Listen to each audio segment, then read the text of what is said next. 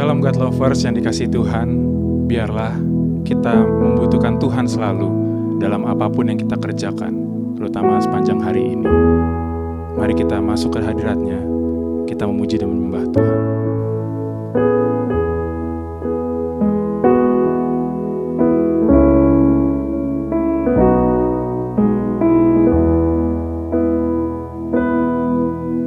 Lord, I come, I confess, bowing here, I find my rest. Without you, I'm fall apart. You're the one that guides my heart.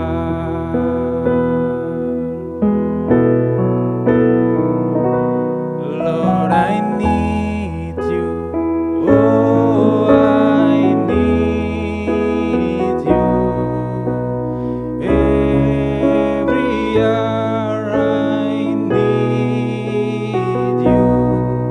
My one defense, my righteousness.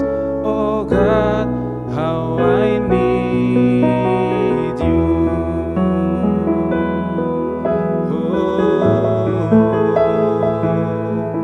Kami butuh Engkau Tuhan. Terima kasih Bapa, terima kasih Yesus, penyertaan-Mu sempurna. Terima kasih Bapa, terima kasih Yesus.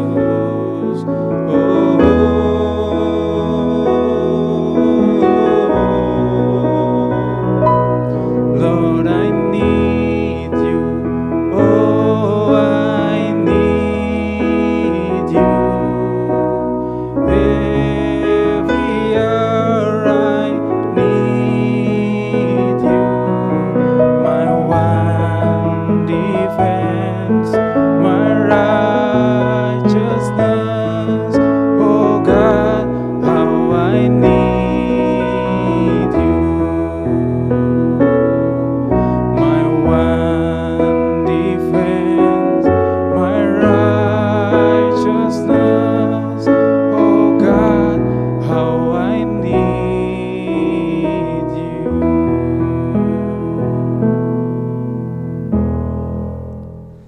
Salam God Lovers dimanapun saudara berada. Kembali lagi kita sama-sama merenungkan firman Tuhan lewat program Word from Heaven. Tema pada kesempatan kita kali ini adalah kebencian adalah virus. Nats yang akan saya ambil dalam renungan singkat ini terdapat dalam 1 Yohanes pasalnya yang kedua ayatnya yang ke-11.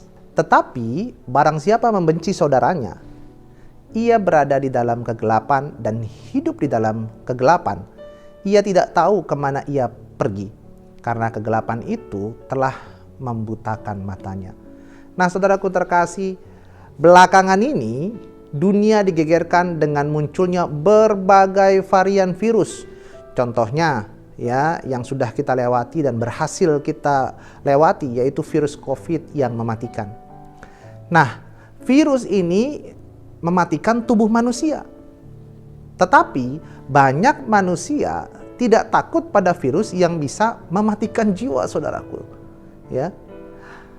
Alkitab mencatat salah satu virus yang membawa kebinasaan pada jiwa adalah yang disebut dengan kebencian.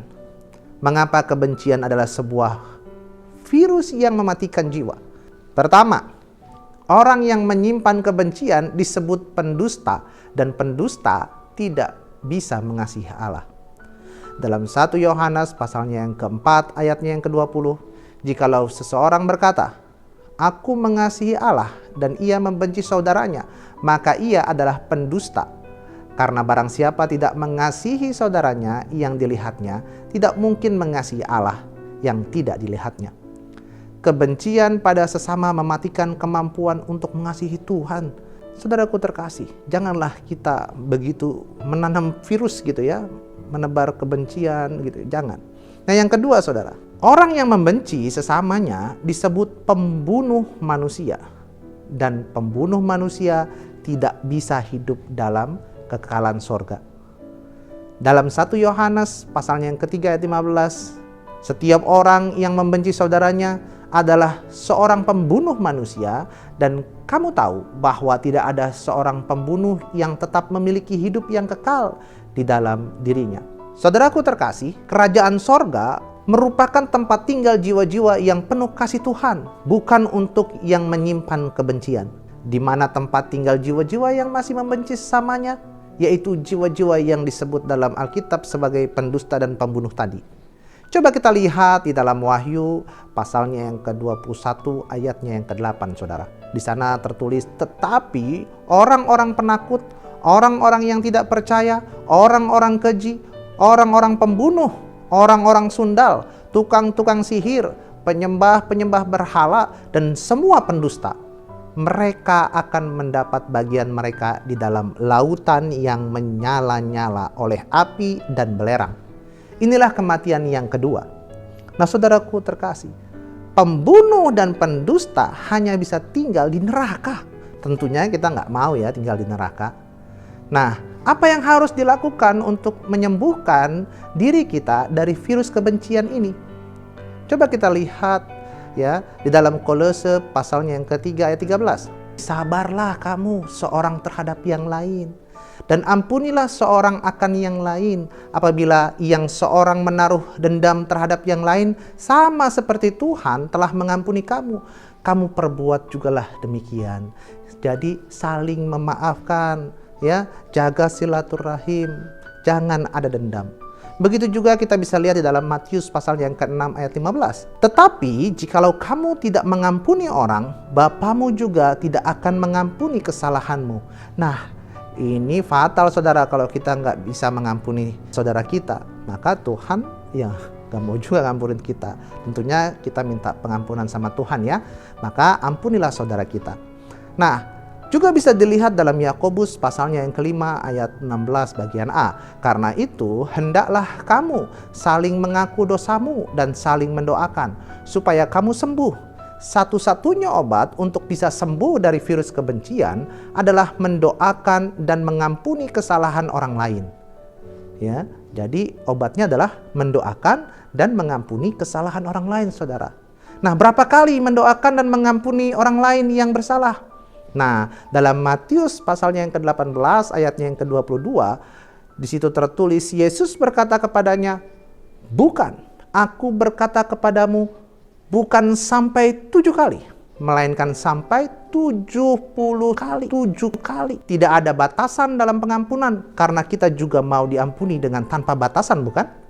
Nah, saudaraku terkasih, keinginan membalas kebencian dengan kebencian adalah keinginan daging, dan keinginan daging adalah perseteruan dengan Allah yang adalah kasih.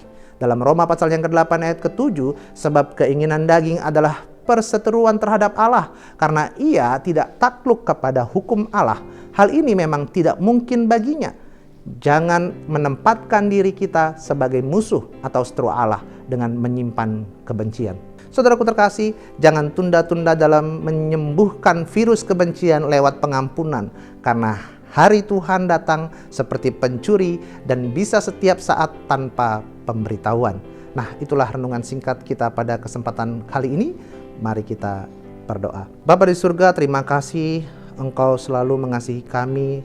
Tolong Tuhan berikan kami hati yang mengasihi, bisa mengampuni saudara-saudara kami yang bersalah pada kami sebagaimana Engkau mengampuni kami Tuhan. Tuhan, taruhlah damai, sukacita, sejahtera kepada kami masing-masing Tuhan, agar bisa berdamai Tuhan terhadap satu sama lain. Di dalam nama Tuhan Yesus kami berdoa, haleluya, amin. God lovers, diharapkan membagikan link YouTube renungan ini kepada saudara-saudara terkasih, kerabat, dan teman-teman semua. Terima kasih, Tuhan Yesus memberkati.